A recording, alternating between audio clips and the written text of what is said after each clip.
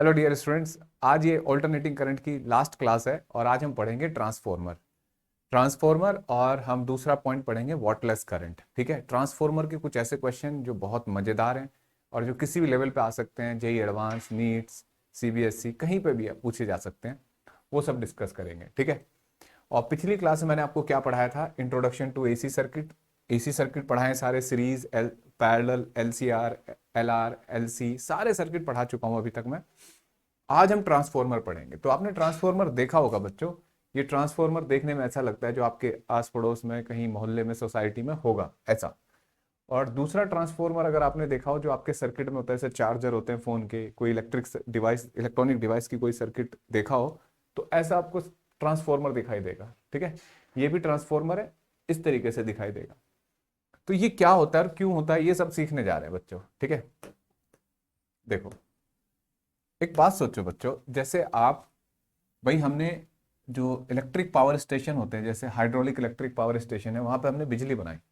तो जैसे दिल्ली है ये, और आप कहीं पहाड़ों पे हमने डैम बना रखा है जहाँ पे इलेक्ट्रिसिटी जनरेट हो रही है, एसी जनरेटर चल रहा है, पानी गिर रहा है ऊपर से और कॉइल घूम रही है और इलेक्ट्रिसिटी डेवलप हो गई। अच्छी बात है। तो हमने मैकेनिकल पावर को किस में कन्वर्ट कर लिया? इलेक्ट्रिकल पावर में। अब उसको वहां से यहाँ तक ट्रांसमिट करना है। जैसे ये शहर है, मतलब ये स्टेशन है, पावर स्टेशन। ठीक है, और इसे यहाँ सब स्टेशन बोलते हैं बच्चों। जैसे कोई भी टाउन है, वहां पे सब स्टेशन होगा, वहां तक लेके आना है। अब लेके आना है तो हमें, भाई पावर जो होती है, करंट सर्किट में जाएगा, ऐसे ऐसे एक सर्किट होगा, है ना, करंट जा रहा होगा। अब आप एक सोचो, पावर लॉस चेक करें पहले हम। ठीक है, पावर लॉस, तो ये वायर है तो इसका कुछ रेजिस्टेंस भी होगा बच्चों, है ना। अच्छा, इस पूरे सर्किट में एक चीज है जो हर जगह कांस्टेंट रहेगी, वो है करंट। वोल्टेज तो चेंज होता रहता है ना हर जगह। तो पावर लॉस अगर मुझे चेक करना है इजी कैलकुलेशन में, तो मैं आई स्क्वायर आर कर लेता हूँ। ठीक है, तो आई पूरे सर्किट में कांस्टेंट है, आर रेजिस्टेंस ऑफ सर्किट है। भाई जितने भी किलोमीटर लंबा वायर होगा, 20 किलोमीटर, 100 किलोमीटर, 1000 किलोमीटर, तो उसका कुछ ना तो रेजिस्टेंस होगा ही ना। तो वो रेजिस्टेंस यहाँ कर दिया, तो पावर लॉस आ जाएगा। ठीक है, अब सोचो बच्चों, आपने बहुत हाई वोल्टेज में, वाटेज में पावर बनाते हैं, जैसे 2000 या 6000 किलोवाट, मेगावाट, ऐसे। तो पावर इतनी बड़ी है तो वोल्टेज और करंट ऑब्वियसली ज्यादा होगा।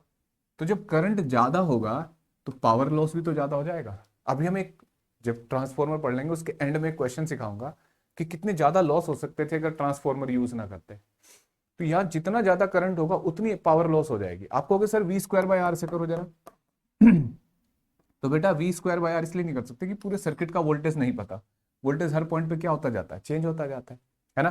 तो हमने करंट का यूज कर लिया, करंट पक्का पता है कि जितना करंट गया ऐसे लूप में वही करंट घूमेगा। तो यानी कि जितना कम करंट होगा सर्किट में, उतना ज्यादा क्या होगी? पावर। कम करंट होगा तो पावर लॉस भी कम होंगे, है ना। पावर लॉस, ये पावर ट्रांसमिटिंग नहीं है, पावर लॉस है ये।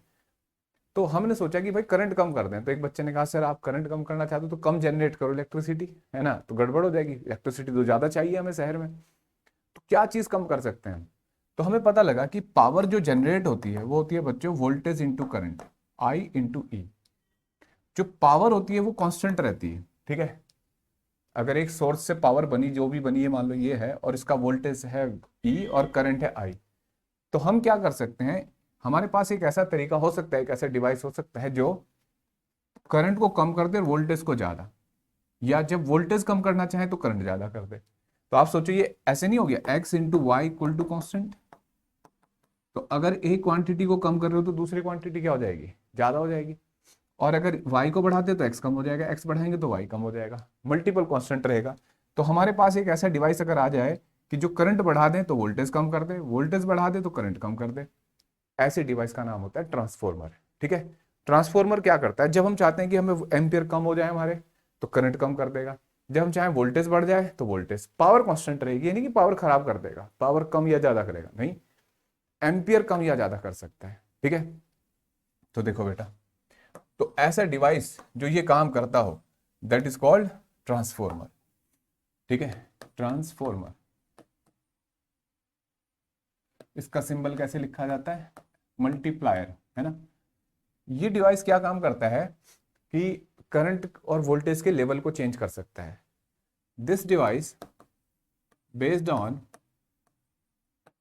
Principle of mutual inductance, principle of mutual inductance. ठीक है, पूरा क्लियर हो जाएगा एंड तक चलते चलते। बेस्ड ऑन म्यूचुअल इंडक्टेंस, मतलब म्यूचुअल इंडक्टेंस होता है। अच्छा, म्यूचुअल इंडक्टेंस कौन से सर्किट में होता है बच्चों? डायरेक्ट करंट के लिए होता है, ऑल्टरनेटिंग करंट।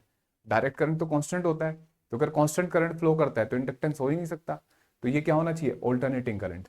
और वर्क्स ऑन एसी ओनली। ठीक है, ऑल्टरनेटिंग करंट के लिए होता है बच्चों, एसी ओनली।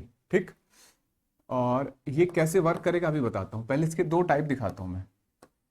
इसमें दो तरीके के ट्रांसफॉर्मर होते हैं बच्चों। जैसे देखो, यहाँ एक कॉइल होती है, ये इस पे लिपटी होती है, और यहाँ सोर्स होता है बच्चों। ठीक है, जो भी आपने जनरेट करी एसी सोर्स। और यहाँ दूसरा एक वोल्टेज दूसरी कॉइल होती है, ये आयरन कोर है। ठीक है, सॉफ्ट आयरन कोर कह सकते हो। इसके ऊपर कॉइल लिपटी हुई है, और ये सेकेंडरी कॉइल है। ठीक है, तो होता क्या है, जब इस कॉइल में वेरिएबल करंट जाता है तो यहाँ वेरिएबल करंट फ्लो करेगा, तो यहाँ मैग्नेटिक फील्ड वेरिएबल होगा, मैग्नेटिक फील्ड लाइन बनेगी, और वो मैग्नेटिक फील्ड लाइन बच्चों इस आयरन के थ्रू इधर से जाएंगी। तो यहाँ जब ये मैग्नेटिक फील्ड आएगा इस कॉइल का, इस वाली कॉइल का, तो यहाँ भी ईएमएफ इंड्यूस कर देगा ना। तो अगर मैं इस सर्किट को कंप्लीट कर दूं, यहाँ लोड अप्लाई कर दूं, तो इसमें करंट फ्लो करेगा नहीं करेगा? तो ये किसकी वजह से? म्यूचुअल इंडक्शन की वजह से, है ना। म्यूचुअल इंडक्शन भी होता है ना, इस कॉइल के वेरिएशन इन करंट की वजह से इसमें ईएमएफ इंड्यूस हो जाना। एक तरीके का ट्रांसफॉर्मर तो ये होता है। दूसरा तरीका होता है बच्चों कुछ ऐसे। ठीक है, ये इसमें क्या होता है, यहीं पे ऐसे दोनों कॉइल एक ही लिंब पे बाउंड कर रखी होती है। जैसे एक कॉइल ये और दूसरी कॉइल बच्चों ये, दो कॉइल एक ही इस पे बाउंड कर रखी है। इससे क्या फायदा है?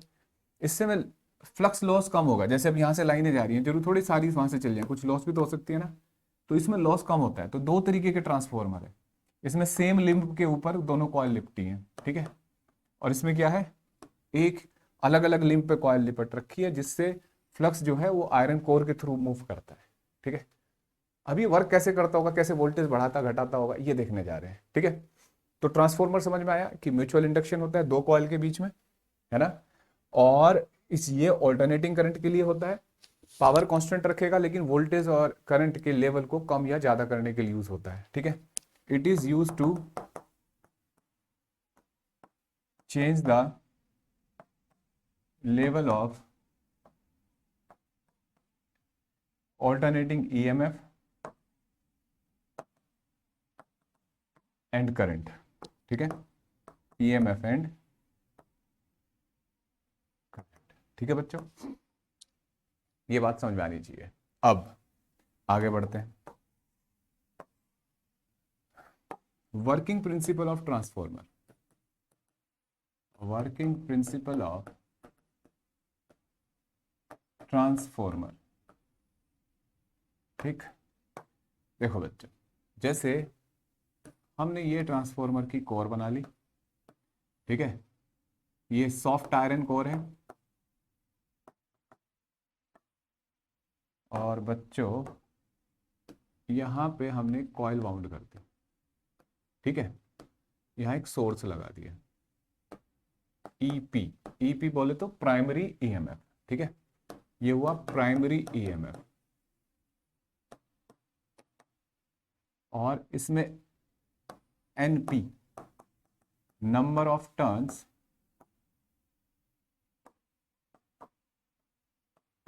In primary coil. ठीक है बच्चों, इसमें करंट ऐसे जा रहा है। ये कौन सी कॉइल है? Primary coil. अब यहां एक दूसरी कॉइल होती है जिसपे आपको आउटपुट मिलता है। इसमें टर्न ज्यादा भी हो सकते हैं, इसमें कम भी हो सकते हैं। फिलहाल मैंने ज्यादा टर्न दिखा दिया इसमें। ठीक है, यह सेकेंडरी कॉइल। ठीक है बच्चों, अगर ये ओपन है अभी तो कोई करंट नहीं जाएगा, लेकिन हमने इस पे लोड अप्लाई कर दिया मान लो।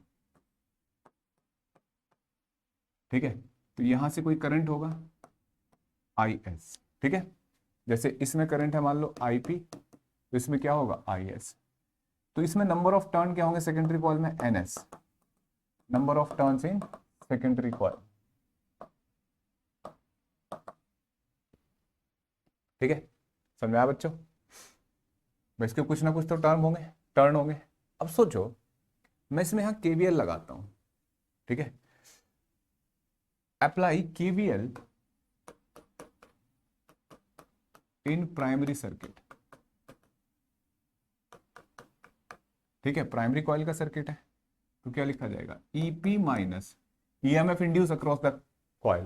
तो फ्लक्स जो EMF इंड्यूस होता है किसी कॉइल के अक्रॉस वो rate of change of flux होता है। ठीक है, लेकिन साथ में इसके नंबर ऑफ टर्न मल्टीप्लाई हो जाएंगे। एक कॉइल होती तो फ्लक्स ही होता है, लेकिन N टर्न है तो क्या हो जाएगा बच्चों, NP इंटू d∅dt। ठीक है बच्चों, इक्वल टू 0। तो EP हो जाएगा NP d∅dt। First equation clear है? अब देखो इसके बाद अब दूसरा पॉइंट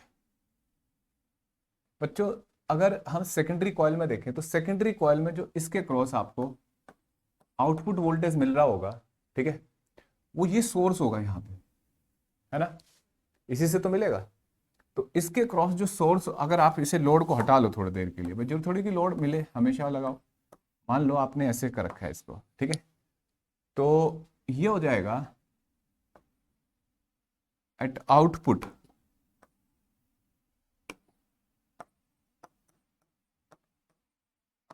टर्मिनल। ठीक है, यहां जो EMF होगा सेकेंडरी में that is equal to d∅dt of, हम ये मान के चल रहे हैं बच्चों ये आइडियल ट्रांसफॉर्मर है, कोई लॉस नहीं मानते, मतलब ये मान के चल रहे हैं कि जितनी लाइनें यहां से निकली सारी की सारी इससे क्रॉस कर रही है। ठीक है, ऐसे।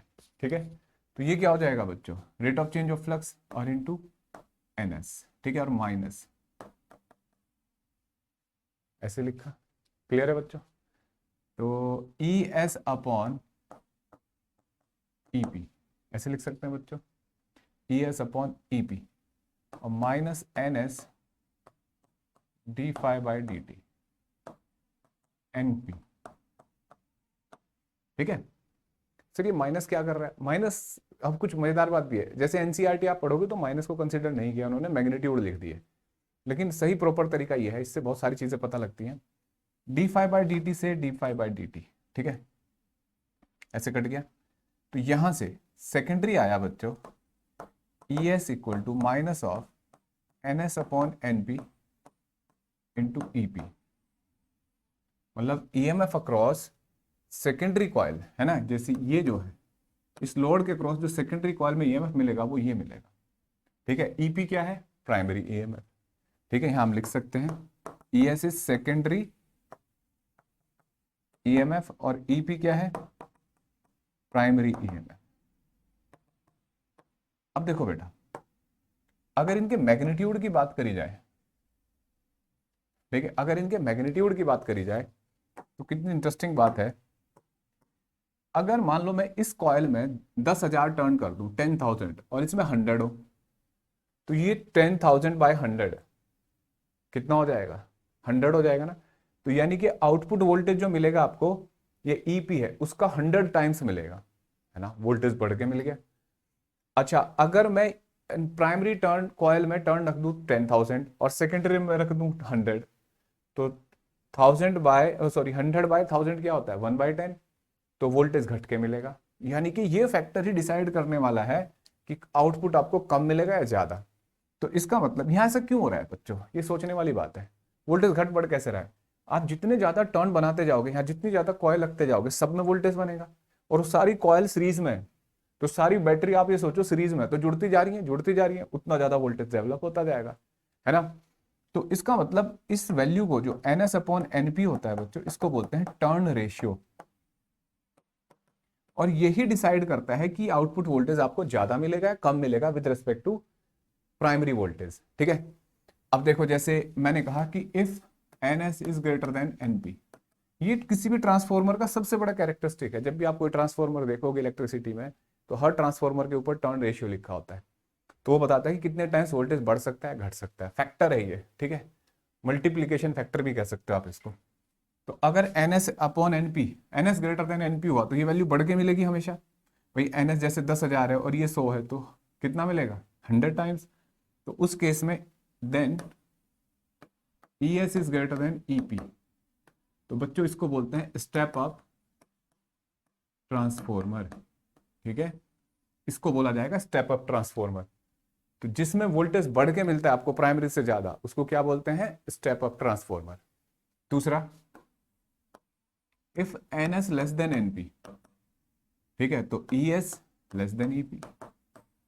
इस वोल्टेज को बोलते हैं बच्चों, इस ट्रांसफॉर्मर को स्टेप डाउन ट्रांसफॉर्मर, ठीक है, स्टेप डाउन ट्रांसफॉर्मर। अच्छा, if N S equal to N P then E S equal to E P. ठीक है बेटा, फिर इससे क्या मिलेगा, कुछ भी नहीं। इसको बफर की तरह यूज करते हैं हम सर्किट में, कहीं कुछ सर्किट में यूज होता है ये, लेकिन आपके लिए ये दो बड़े बात है, ये दो बड़ी बात है, स्टेप डाउन और स्टेप अप। ये वोल्टेज डाउन करके भेजता है, ठीक है। सर ये माइनस क्या बता रहा है, माइनस बता रहा है कि बच्चों इनपुट और आउटपुट के बीच में जो फेज डिफरेंस होगा, negative sign indicate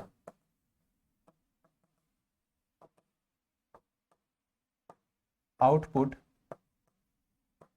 and input will have 180 degree phase difference. इसका क्या मतलब होता है, जैसे मान लो इनपुट है ये ई आई, में अगर ई पी बना दूं तो ये ऐसा कुछ है मान लो, ठीक है, टाइम के साथ ऐसे। अब मुझे step down step up transformer है मान लो, स्टेप अप, ठीक है। अच्छा, ट्रांसफॉर्मर ना फ्रीक्वेंसी ये सब चेंज नहीं करता, ध्यान रखना। तो अब स्टेप अप है तो वोल्टेज बढ़ के मिलना है, तो देखो वोल्टेज बढ़ के मिला ना, देखो इसका मैक्सिमम ये था और इसका मैक्सिमम कितना है ये, लेकिन ये पॉजिटिव और ये नेगेटिव, और ये सॉरी हाँ नेगेटिव, देखो ये नेगेटिव और ये पूरा क्या है पॉजिटिव, तो मतलब अपोजिट फेज हो गया ना। तो इनपुट और आउटपुट अपोजिट फेज में है। ये होता भी है भाई इंडक्शन से, एक कॉइल में आप करंट बढ़ाने की कोशिश करें तो अपोज नहीं करेगा, इंड्यूस ईएमएफ उसमें उल्टे फेज में बनेगा। भाई जिस भी ईएमएफ से इंड्यूस हुआ है, ये देखो जिस ईएमएफ से पैदा हो रहा है इसमें, तो इसका जो जनरेटिंग ईएमएफ है, ठीक है, वो अपोज नहीं करेगा, तो अपोज करेगा तो क्या होगा, अपोजिट फेज में, ठीक है।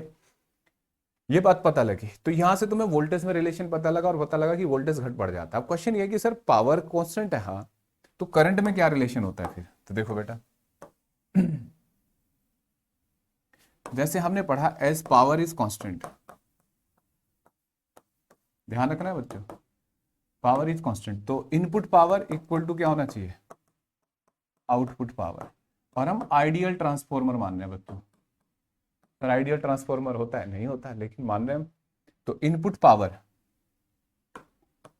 देखो ईपी आईपी ईएस आईएस, है ना, ऐसे लिखेंगे। तो यहां से ES upon EP equal to आ गया IS upon IP.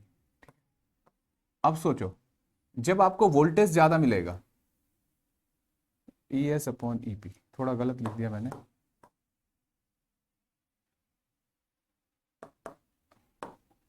I P upon I S. देखो जब आपको वोल्टेज ज्यादा मिलेगा, समझ रहे हो बच्चों, तो उस टाइम वोल्टेज करंट की इनवर्सली प्रोपोर्शनल है ना,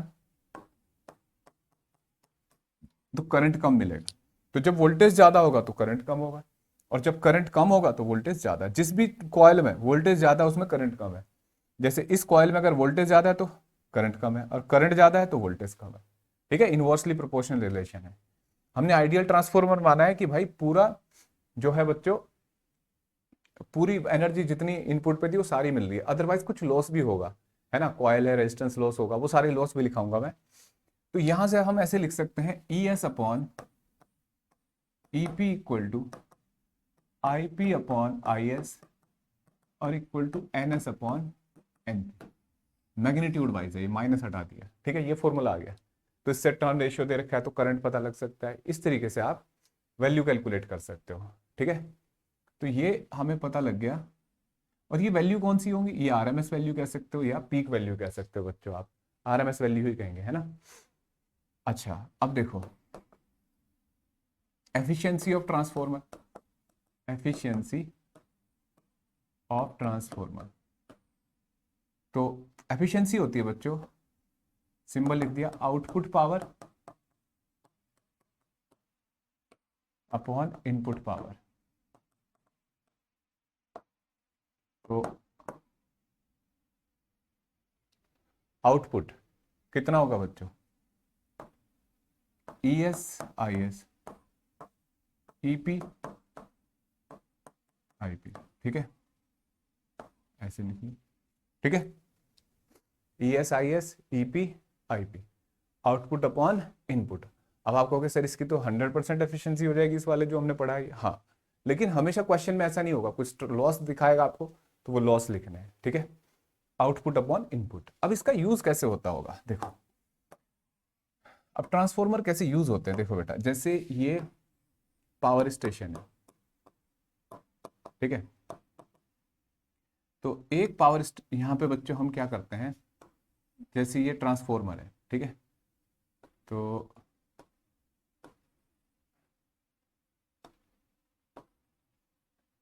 यहां एक ट्रांसफॉर्मर यूज किया, ठीक है, ये कौन सा ट्रांसफॉर्मर होगा, क्योंकि हमें करंट कम करना है, ठीक है, करंट करना है तो वोल्टेज ज्यादा, तो स्टेप अप ट्रांसफॉर्मर लगाते हैं यहाँ पे, ठीक है। फिर जैसे ये टाउन है, मान लो ये टाउन है, भाई कोई शहर जहां पे बिजली चाहिए आपको, यहां एक सब स्टेशन, ठीक है बच्चों, यहां एक जो लगाया जाता है वो होता है, वो भी कौन सा, स्टेप डाउन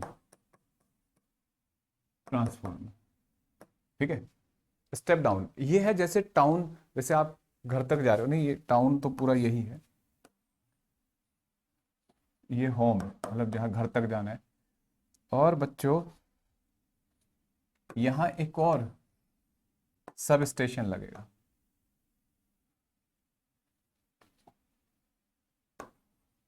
एक और ट्रांसफॉर्मर लगेगा,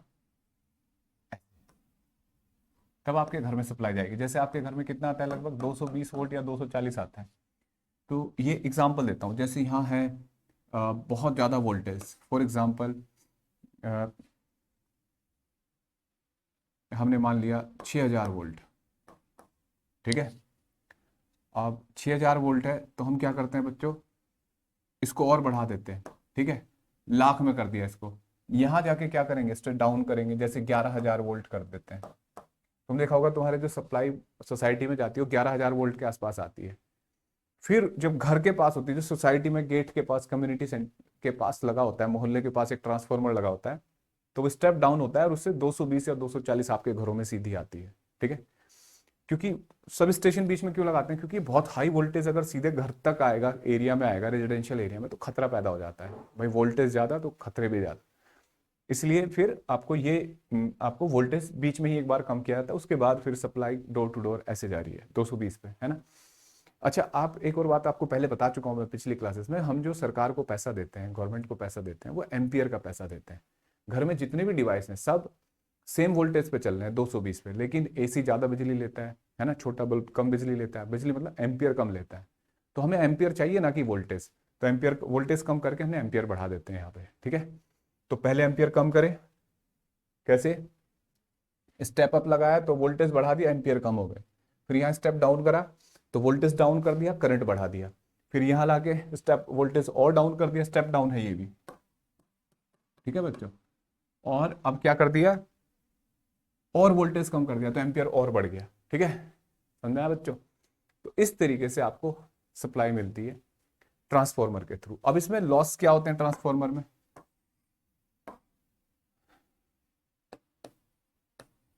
लॉसेस इन ट्रांसफॉर्मर, देखो बेटा, पहला लॉस है, इसको कॉपर लॉस भी बोलते हैं, कॉपर लॉस। अब कॉपर कहाँ यूज होता है बताओ, वाइंडिंग में, है ना, तो copper loss, it is heat loss due to resistance of winding, है ना, रेजिस्टेंस ऑफ वाइंडिंग एक बात बताओ, कोई वायर है, रेजिस्टेंस है, जब उसमें करंट फ्लो करेगा तो हीट लॉस नहीं होगा? ठीक है, तो हीट लॉस होगा। इसके बाद दूसरा, और ये कॉपर की वजह से, इसलिए कॉपर लॉस है, रेजिस्टिव लॉस भी बोल सकते हो आप। एक आयरन लॉस होता है, Fe लॉस। ठीक है, आयरन दो जगह यूज होता है, एक तो कोर में, है ना, तो यहाँ एक हिस्टेरेसिस लॉस होता है, और एक बच्चे होता है यहाँ पे, ये हिस्टेरेसिस लॉस है, दूसरा एडी करंट लॉस। अब ये एडी करंट और हिस्टेरेसिस लॉस, हिस्टेरेसिस क्या होता है आपको पढ़ाया था मैग्नेटिज्म में। हिस्टेरेसिस होता है जब कोई ये देखो, मान लो ये ऐसे प्लेट है, ब्लॉक है, तो जब इसमें करंट फ्लो करेगा तो इसके सरफेस के आसपास वेरिएबल मैग्नेटिक फ्लक्स होगा, तो यहाँ एडी करंट पैदा हो जाता है। तो एडी करंट, अच्छा पहले एडी करंट बताता हूँ, तो एडी करंट बन जाता है एक, तो उससे लॉस। और हिस्टेरेसिस क्या है कि जैसे ही इसमें करंट ऐसे जा रहा है, तो मैं मान लो मैग्नेटिक फील्ड ऐसे है, और ऑल्टरनेटिंग करंट अपनी डायरेक्शन बदलेगा, ऑल्टरनेटिंग करंट डायरेक्शन बदलेगा, तो फिर मैग्नेटिक फील्ड लाइन उल्टा हो जाएंगी। तो इस मटेरियल को मैग्नेटाइज करना पड़ेगा, डीमैग्नेटाइज, मैग्नेटाइज डीमैग्नेटाइज, तो इसमें एनर्जी लॉस नहीं होगी, तो वो लॉस होगा हिस्टेरेसिस लॉस। और जो एडी करंट लॉस है वो भी इस पे ही हो रहा है, कोर के अंदर, तो इसलिए, और कोर बनी है आयरन से, तो इसलिए आयरन लॉस बोलते हैं इसको। ठीक है, इससे बचाने के लिए, हिस्टेरेसिस लॉस कम करने के लिए हम सॉफ्ट आयरन यूज करते हैं, और इससे कम करने के लिए क्या करते हैं, लेमिनेटेड कोर। फॉर एग्जांपल, अगर मैं एक लोहे का टुकड़ा लूं ऐसे, ठीक है, और ऐसे ये ब्लॉक लिया होता, ठीक है बच्चों, ऐसे, और इस पे कॉइल लपेट रखी होती ऐसे, ये मोटा वैसे थिकनेस है इसकी, ठीक है, तो ये एक सरफेस बन गया होता। तो ऐसे ना करके क्या करते हैं, आपने कभी कोई ट्रांसफॉर्मर तोड़ के देखा हो, पुराने वाला है, तोड़ के देखना घर में, नया तो तोड़ मत देना, ठीक है। तो उसको अगर देखोगे तो उसमें ऐसे, मैं आपको एग्जांपल दिखाता हूँ, जैसे एक बुक है ये, एक ब्लॉक ऐसे ना बना के ना, जैसे कि पूरा ब्लॉक है, ऐसे पेपर है ना, जैसे ऐसे मेटल की प्लेट होती है ऐसे, ठीक है, और वो लेमिनेटेड होती है और स्लॉटेड होती है, तो ऐसे इकट्ठी करके प्लेट, तब उसके ऊपर वाइंडिंग करते हैं ताकि ये पूरा एक सरफेस ना बने। अब देखो ये पेपर अलग अलग है ना, बीच में प्लास्टिक होगी, तो पेपर एक सरफेस नहीं बन पाएगा, नहीं तो यहाँ एडी करंट बन जाएगा, तो अलग अलग बनाते हैं। तो ऐसा कुछ मैं दिखाने की कोशिश करूंगा आपको, ऐसी कोर बनाते हैं वैसे, ऐसे बहुत सारी प्लेट रखी होती है ऐसे, तो यहाँ एक सरफेस ही नहीं बन पा रहा है, बीच में प्लास्टिक है, इसमें पेंट होता है, तो सरफेस नहीं बन पा रहा है, तो एडी करंट नहीं बनेगा ना, ऐसे एडी करंट तो बनेगा जब एक ही सरफेस होता। तो इससे बचने का तरीका ये होता है, ठीक है। तीसरा जो लॉस होता है बच्चों, वो होता है फ्लक्स लीकेज। फ्लक्स लीकेज क्या है भाई, आप इसको अगर बना रहे हो तो फ्लक्स लीकेज होगा भाई, एक कॉइल से यहाँ से जो फील्ड लाइन निकलेंगी, जरूर थोड़ी कि सारी इस कॉइल में चली जाए, कुछ बाहर भी तो निकल सकती है ना, तो ये फ्लक्स लीकेज है। चौथा है हमिंग लॉस, और इससे यहाँ जब इसमें डायमेंशन में स्लाइटली चेंज आएगा तो एक हमिंग साउंड क्रिएट होती है, ठीक है, जैसे मक्खी के भिन भिनाने की आवाज होती है ना, बिल्कुल ऐसे, तो वो भी एक लॉस है, ठीक है। तो ये मैंने लॉस बताए। अब आपको आइडियल ट्रांसफॉर्मर में कैसे फॉर्मूला लगाना है, अगर आइडियल ना हो तो कैसे फॉर्मूला लगाना है, तो ये न्यूमेरिकल के थ्रू मैं समझाने की कोशिश करूंगा, तो ध्यान से समझेंगे, न्यूमेरिकल करेंगे बहुत बढ़िया बढ़िया से कुछ। तो पहला न्यूमेरिकल बच्चों ये है, जिसमें क्वेश्चन दे रखा है कि एक ट्रांसफॉर्मर है, उसमें 500 टर्न्स हैं विद प्राइमरी एंड प्राइमरी में 500 टर्न्स और सेकेंडरी में 1000, यानी कि एनपी कितना है बच्चों, 500 है ना, और सेकेंडरी में कितने हैं 1000, यानी कि टर्न रेशियो डबल हो गया है ना। Primary voltage is 2 voltage, 200 volt, 200 volt, and load in secondary, secondary में जो लोड है बच्चों, जेड बोल सकते हैं, आर बोल सकते हैं, वो है 100 ओम, ठीक है। Calculate the current in the primary, calculate the current in primary. अब बच्चों देखो, आइडियल ट्रांसफॉर्मर बोला है, अच्छी बात है, तो क्या चीज हमें इस्तेमाल करनी है, देखो, तो पहले तो आप ये सोचो कि जो सेकेंडरी होता है ट्रांसफॉर्मर में, ऐसे ये सेकेंडरी हुआ, ये रेजिस्टेंस या लोड कुछ भी बोलो, करंट कितना होगा, I S, E S upon Z. तो ई एस नहीं पता हमें, है, ई पी प्राइमरी वोल्टेज पता है, हाँ, तो ई एस कैसे लिख के लाए हम, तो देखो E S upon E P equal to N S upon N Z, तो 1000 बाय 500, है ना, टर्न रेशियो के बराबर होता है, कितना आ गया 2।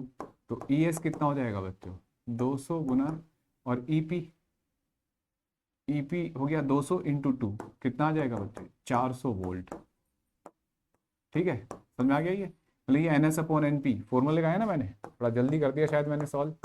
ई P equal to N S upon N P, minus नहीं लेना, मैग्नीट्यूड देखो, तो ये आ गया 400 वोल्ट। ठीक है, अब ये 400 वोल्ट आ गया, तो करंट देखो, ये क्या हो जाएगा बच्चों, सेकेंडरी में वोल्टेज है 400, और रेजिस्टेंस कितना है, लोड रेजिस्टेंस 100 ओम, कितना आ गया 4 एम्पियर, करंट 4 एम्पियर आ गया।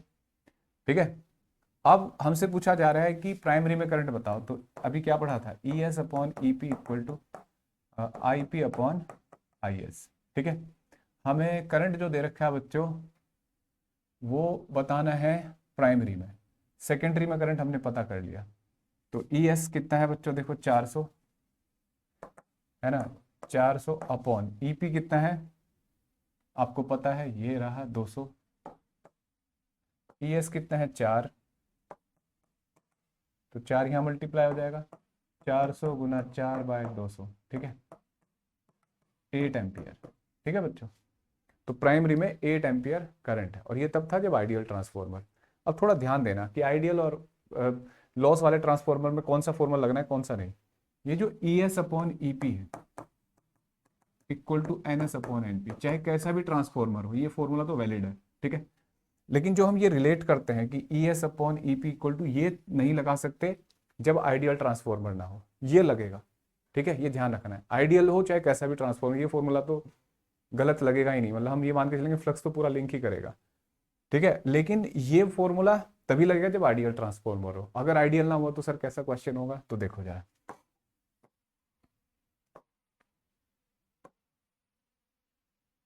देखो क्वेश्चन है, the primary of a transformer has 400 turns. ठीक है, एनपी कितना है 400 turns, and secondary has 2000 turn.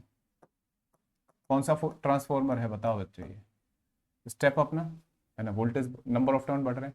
The output from the secondary is 1100 volt, मतलब सेकेंडरी का जो वोल्टेज है ई एस वो कितना है बच्चों 1100 वोल्ट, और उसकी output power that is 12.1 kilowatt. ठीक है, कैलकुलेट द प्राइमरी वोल्टेज, ये बताना है। इफ द, चलो पहले पहले पार्ट पे फोकस करते हैं, तो E S upon E P equal to N S upon N P. E S बच्चों कितना दे रखा है 1100, ई पी पता नहीं है, एन एस कितना है 2000, और ये कितना है 400 एन पी।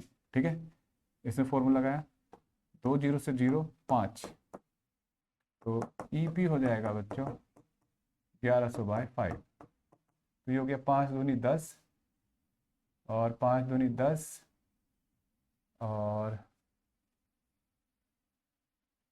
5 दूनी 10, 5 दूनी 10 और एक 0, 220 वोल्ट। क्लियर है बच्चों, है ना, ठीक है ना, क्लियर है बच्चों। अब 220 वोल्ट आ गया, ईपी आ गया। इसके बाद सेकंड पार्ट, सेकंड पार्ट पढ़ते हैं भाई। If the resistance of the primary is इतना, calculate that the secondary is and that of the secondary is इतना, and the efficiency is 90%, calculate the heat losses in the primary and secondary.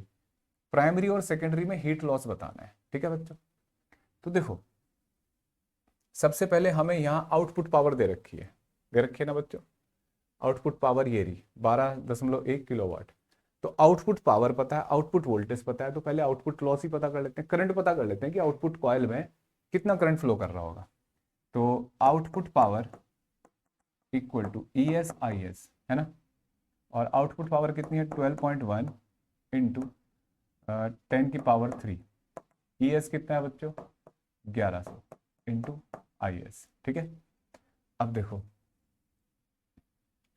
यहाँ बच्चों आप सोचो, एक 10 ये होगा, तो ये 10 2 कट जाएगा, 2 0 कट जाएंगे, तो ये बचा I S equal to 121 by 11, और आपने पढ़ा है कि ये 11 एम्पियर आ जाएगा।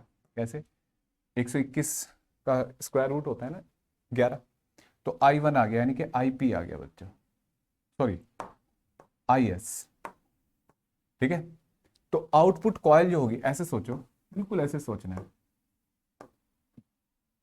ठीक, ये रेजिस्टेंस लॉस है जो भी, इसमें IS आ गया, तो आपको लॉस पता है ना, तो power loss in secondary I square into R. तो IS 11 का स्क्वायर इंटू आर, रेजिस्टेंस कितना है सेकेंडरी का, 2 ओम।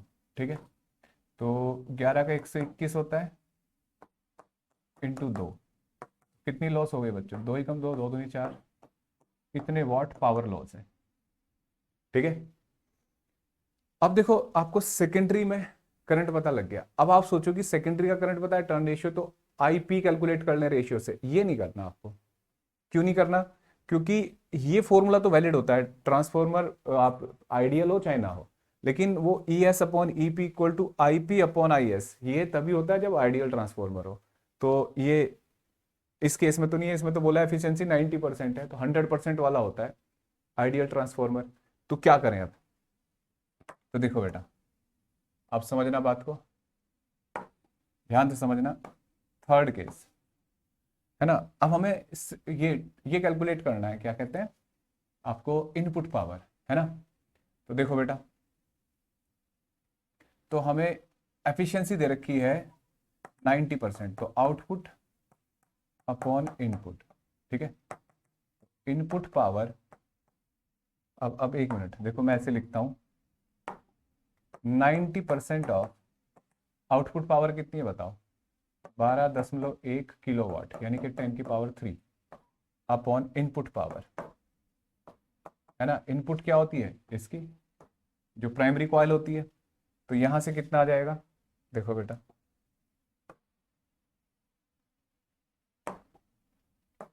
यहां से आ जाएगी इनपुट पावर 100/90 इंटू 12.1 इंटू 10⁻³।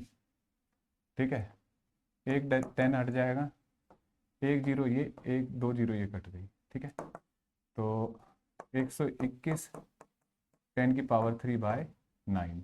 ठीक है, 9 कम 9 वन जा, है ना। और बच्चों कितना बचा उसके बाद, 9 3 बचा, 9 दूनी 18, 9 3 27, 13 पॉइंट समथिंग इंटू 10⁻³। ठीक है, इतने वॉट अप्रोक्सीमेटली पावर आ गई।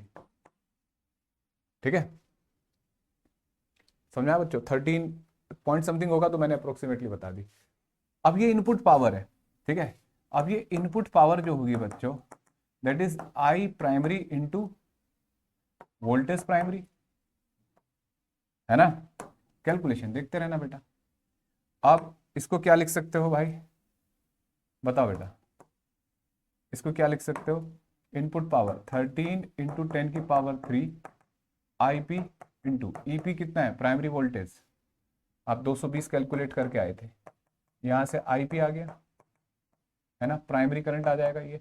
और लॉस कैसे लिख सकते हो, पावर लॉस प्राइमरी में IP square into resistance of primary coil.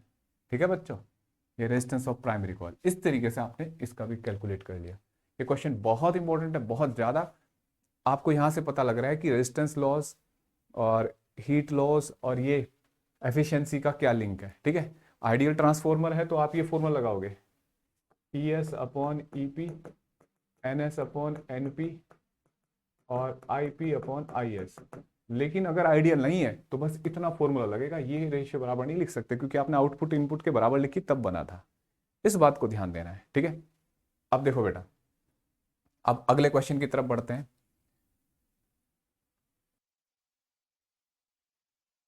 तो बच्चों अब एक बढ़िया सा क्वेश्चन करते हैं हम। ठीक है, ये क्वेश्चन NCERT का क्वेश्चन है बच्चों, और IIT एडवांस ने इस क्वेश्चन को पूरे पैरा में दिया था। इसके 2 पार्ट हैं, एक क्वेश्चन बताऊंगा इससे नेक्स्ट, ये लगभग 25th क्वेश्चन है शायद NCERT का। इस क्वेश्चन को बहुत तमीज से सीखो, बहुत अच्छे से सीखो। A small town with the demand of 800 kilowatt, मतलब एक कोई कस्बा है जिसको 800 किलोवाट इलेक्ट्रिक पावर की जरूरत है और 220 वोल्ट पे चाहिए उसको, जो 15 किलोमीटर है from an electric plant generating power at 440 volt. एक पावर स्टेशन है जहां से 440 वोल्ट से आपको बच्चों सप्लाई मिल रही है, ठीक है। और हम ऐसे बोल देते हैं कि यहां से सप्लाई मिल रही है, ये प्लांट है, ठीक। और बच्चों यहां ये टाउन है, ठीक है। कितनी पावर चाहिए टाउन को? 800 किलोवाट, समझा बच्चों। और ये कितनी वोल्टेज? और 220 वोल्ट पे चाहिए इसको, 220 वोल्ट। तो यहाँ स्टेप डाउन लगा होता है, पक्की बात है। अच्छा, और ये इलेक्ट्रिक जनरेटिंग पावर प्लांट जो बना रहा है बच्चों 440 वोल्ट पे बना रहा है बिजली, ठीक है। Resistance of two wire line carrying power in 0.5 kilometre पर ओम। ये देखो, दो वायर होते हैं ना, कॉइल करंट ऐसे घूमेगा, क्लोज लूप चाहिए तो 0.5 किलोमीटर पर 0.5 ओम पर किलोमीटर उसका रेजिस्टेंस है, ठीक है। अच्छा, और बच्चों यहाँ पे the town gets power from the line through a 4000 to 220 volt step down transformer. मतलब यहाँ इधर 4000 वोल्ट है, ठीक है। और बच्चों सब स्टेशन, जो यहाँ सब स्टेशन लगा हुआ है, ये ट्रांसफॉर्मर बना दिया मैंने, ठीक है। Estimate the power loss in form of heat. तो पावर लॉस कहाँ होगा बच्चों? इस वायर में होगा ना, तो इस वायर में कोई करंट होगा, वो करंट यहाँ पे भी आ रहा होगा, है ना। अब सोचो, जो पावर यहाँ है वो इस सर्किट को मिलेगी, तो पहले यहाँ पे हमें करंट पता करना होगा, है ना, तभी पावर लॉस। तो उससे पहले एक रेजिस्टेंस भी पता कर लेते हैं। तो 15 किलोमीटर दूर है, तो 15 किलोमीटर ये, 15 किलोमीटर ये, डबल होगा ना वायर, है ना। देखो स्टेशन 15 किलोमीटर दूर है, तो 30 किलोमीटर हो गया। और ये है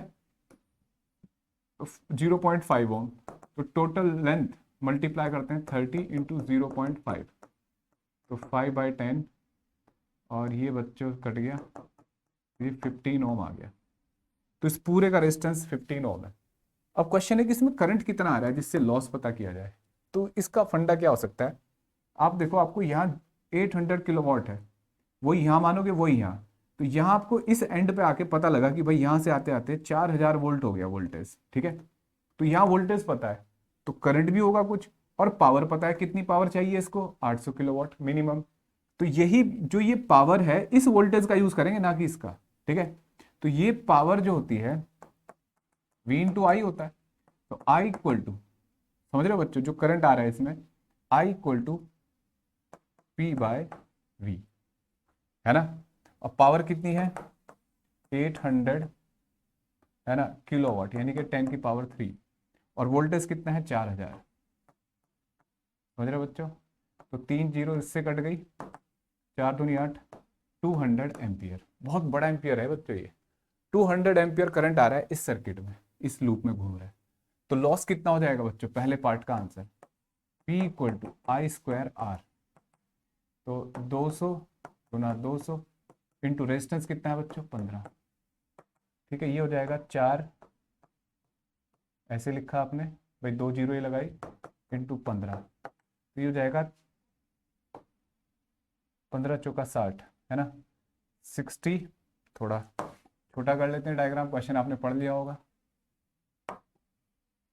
ये हो जाएगा बच्चों, देखो 15 चौका 60, और 4 जीरो ये है, तो 600 किलोवाट कर दिया मैंने। समझ रहे हो बच्चों? 2 जीरो तो ये, और एक 60 के, और एक 3 जीरो यहाँ यूज कर ली, तो 600 किलोवाट। इतना पावर लॉस हो रहा है किसमें? हीट की फॉर्म में, ठीक है। बहुत बड़ा लॉस है भाई ये। 800 किलोवाट चाहिए थी, और 500 कितना, 600 किलोवाट लॉस हुआ, नुकसान है, ठीक है। इसका इलाज करेंगे अगले क्वेश्चन में।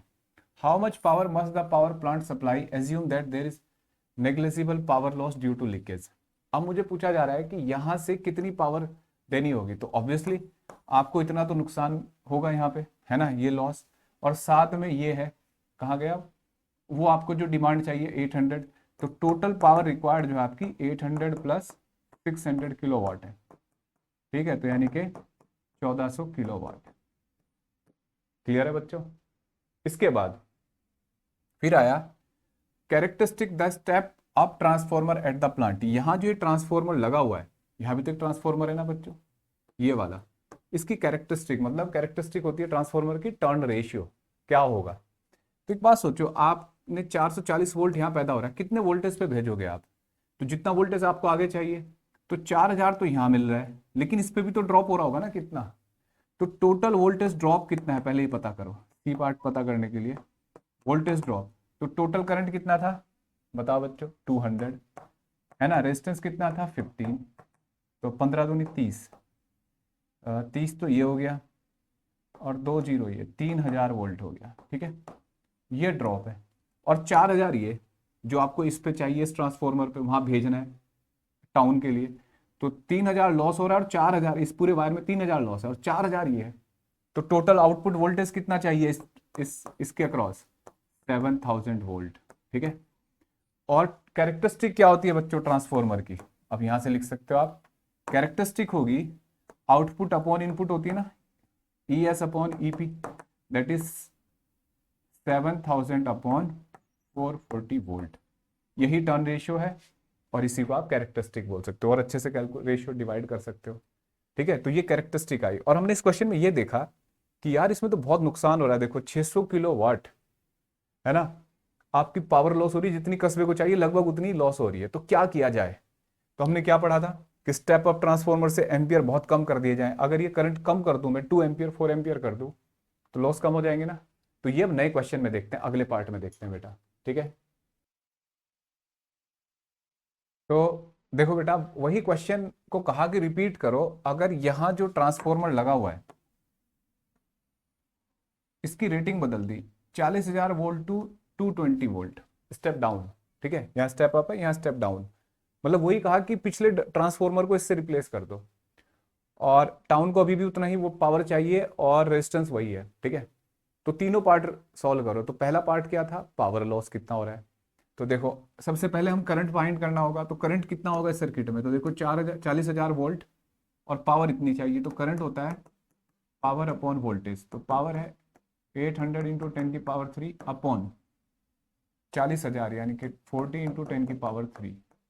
ये कट गया, जीरो से जीरो, आई आ गया 20 एम्पियर, ठीक है। तो पावर लॉस क्या होता है बच्चों, आई स्क्वायर इंटू रेजिस्टेंस। देखना बच्चों, 20 का स्क्वायर इंटू रेजिस्टेंस कितना है 15, तो 400 गुना 15, है ना, ऐसे बनेगा। और ये हो गया 15 चौका 60, और 60 और 40, तो इतने वाट, तो यानी कि 6 किलो वाट, है ना। पहले कितना लॉस था, 600 किलो वाट। तो लॉस कम हो गया ना, कैसे, अगर एम्पियर कम लेके आ रहे हो आप यहाँ, ठीक है। तो अब टोटल, पहला पार्ट तो यही था। दूसरे पार्ट में क्या पूछा था, पिछला क्वेश्चन आप वीडियो रिपीट पीछे जाके देख सकते हो। दूसरे पार्ट में टोटल पावर पूछी थी, कितनी भेजनी होगी इस वाले ट्रांसफॉर्मर को, इसकी आउटपुट पावर कितनी होगी। तो एक तो लॉस प्लस जो डिमांड है ना। तो लॉस कितना है 6 किलो वाट, और डिमांड कितनी है 800 किलो वाट, तो लगभग 806 किलो वाट। तो कोई नुकसान नहीं है, इतना तो चलेगा, थोड़ा बहुत नुकसान तो होना है भाई, है ना। अब तीसरे पार्ट में पूछा था कि ये ट्रांसफॉर्मर को कितना वोल्टेज देना होगा, इसकी रेटिंग। तो 440 तो इनपुट, आउटपुट क्या होना चाहिए। तो देखो 40,000 तो यहाँ पे चाहिए आपको, और लॉस कितना होगा बच्चों, वोल्टेज ड्रॉप कितना होगा।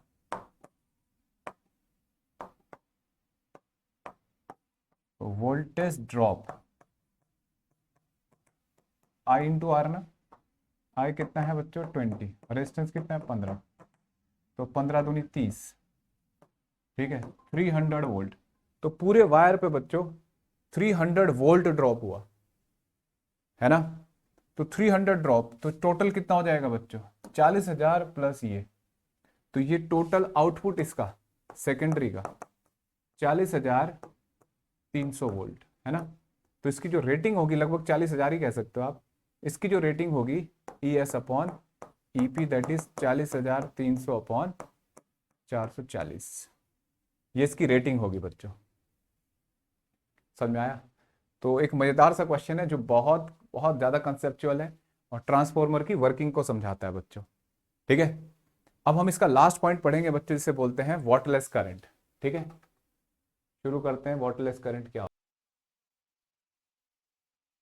प्यारे बच्चों, दूसरा कंसेप्ट है वॉटलेस करंट। आखिरी कंसेप्ट है ये। तो ये स्कूल के नीट के लिए और जेई वगैरह की प्रिपरेशन कर रहे हो तो आपको पढ़ना चाहिए, और 12वीं क्लास के सिलेबस से डिलीट कर रखा है ये, ठीक है।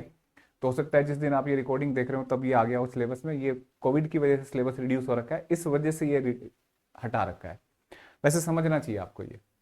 वो वैसे मैं चैप्टर के दौरान भी आपको ये समझा के आया था, वाटरलेस करंट नाम से ही पता लग रहा है, ऐसा करंट जिसकी वजह से पावर लॉस ना होता हो, है ना।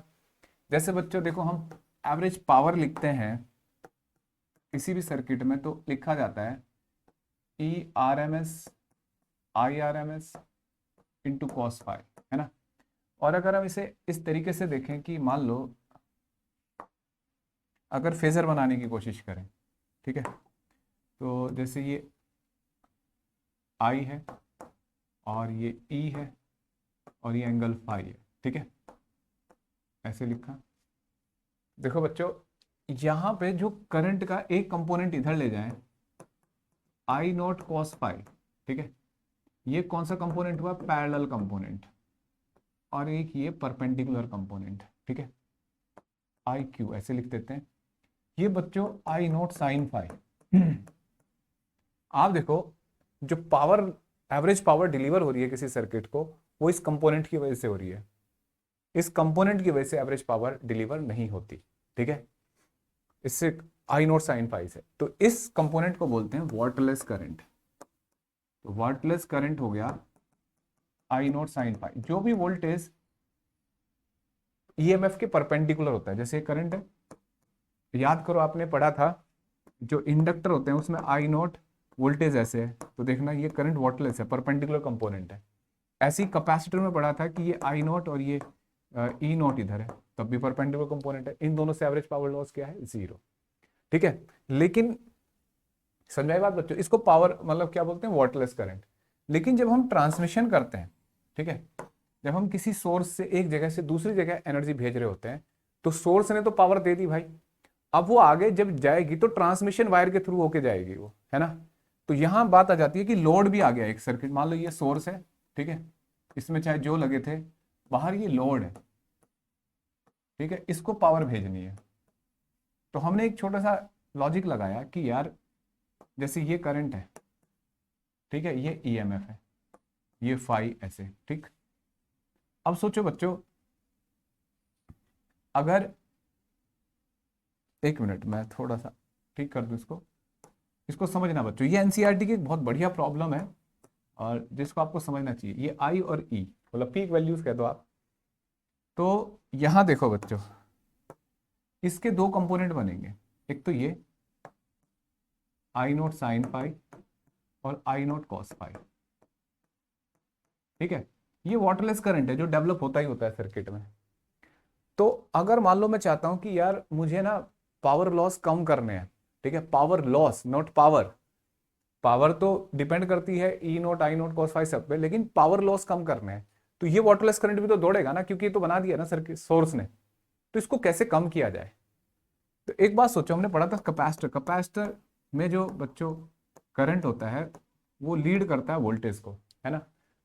तो अगर मैं यहां इसके पैरेलल में कैपेसिटर लगा दूं, ठीक है, तो उससे जो करंट आएगा, ठीक है, यहां जो करंट जा रहे होंगे उसके इधर जो करंट जाएगा बच्चों, इसका ये पैरेलल में है तो इसका सोर्स का वोल्टेज, इसका वोल्टेज सेम सोर्स फेज में होगा, इसका भी वोल्टेज, लेकिन करंट 180 डिग्री अपोजिट फेज में होगा।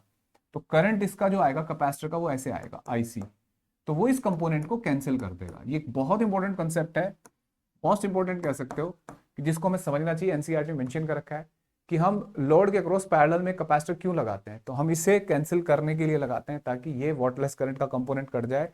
यहां में ये वाटरलेस लग रहा है जब सोर्स से पैदा हुआ, लेकिन जब ट्रांसमिट होगा तो इसकी वजह से भी पावर लॉस होगा।